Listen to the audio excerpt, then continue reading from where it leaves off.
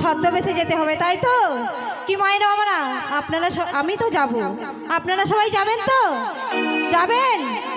ঘাড় নাড়লে হবে, দুটি বাহু তুলে তো বলতে হবে নাকি? তাহলে সবাই মিলে হয়ে যাক শ্রীগুরু নিতাই গৌর প্রেমানন্দে হরি হরি বলে, হরি বল হরি বল হরি বল। তাই আমি প্রভুর আদেশ মতো সেই জপটে চলে যাচ্ছি। আমি জপটিতে চলে যাই।